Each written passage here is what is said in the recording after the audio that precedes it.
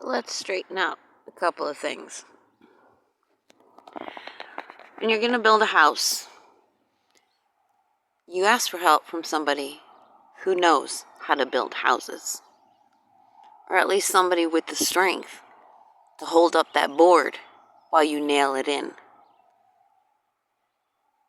You ask for help from somebody or something that you cannot be doing, whether it's just because you can't be strong and hold up the board while you're nailing it in, or because you don't know how to angle things and get things right to build it. Either way, you ask for help and you receive help from somebody or something who can embody those qualities that you cannot be embodying at the time you are creating this thing called a house. So it is said, God created man in his image and saw that he was lacking.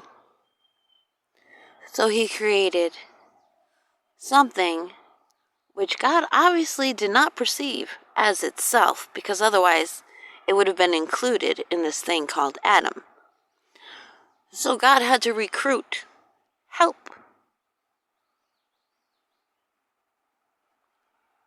Imagine that. Something which it did not perceive as itself. It had to develop and allow that to come through it and call it not me.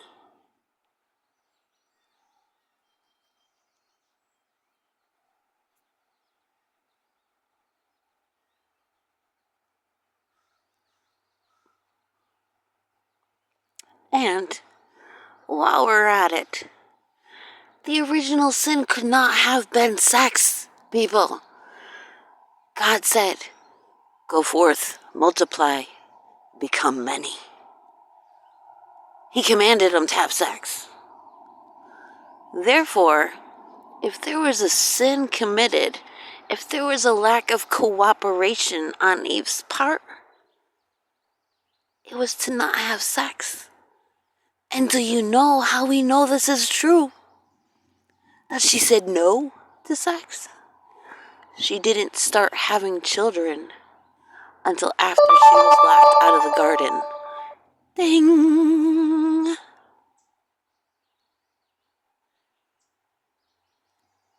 So now we've got two straight facts, if the Bible is correct. And it's not necessarily a story, an individual person. It could be a metaphor, a metaphysical expression of energy. That God did not identify itself with everything it needed to thrive and be happy. It had to call that separate and call that through and call it different.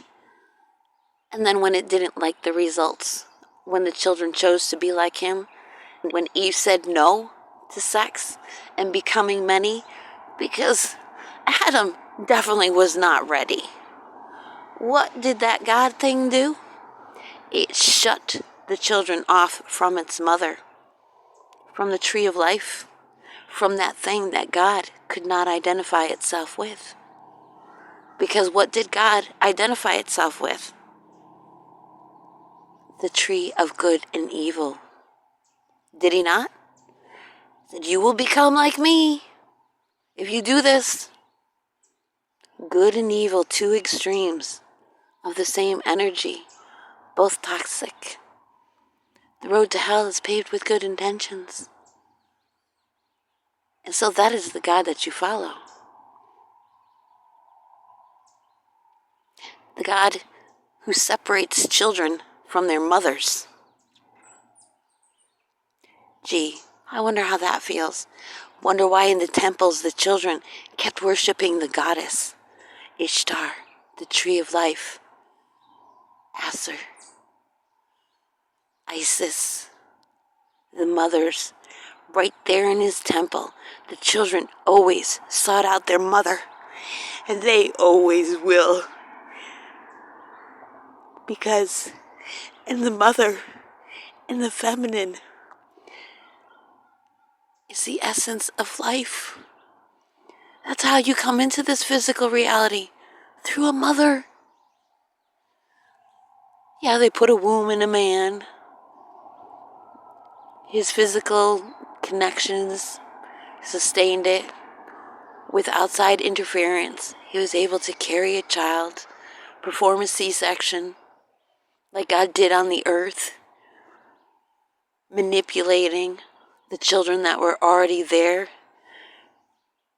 to choose the tree of death, of good and evil, to choose God itself.